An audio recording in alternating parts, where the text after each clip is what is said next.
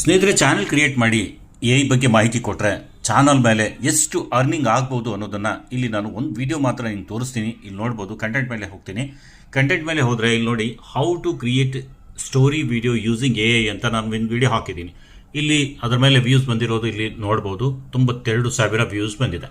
So ಇದನ್ನು ನಾನು ಅನಾಲಿಟಿಕ್ಸಲ್ಲಿ open ಮಾಡ್ತೀನಿ. ಅನಾಲಿಟಿಕ್ಸ್ ಓಪನ್ ಮಾಡಿದರೆ ಇಲ್ಲಿ ನೋಡಿ 92,300 ವ್ಯೂಸ್ ಇದೆ.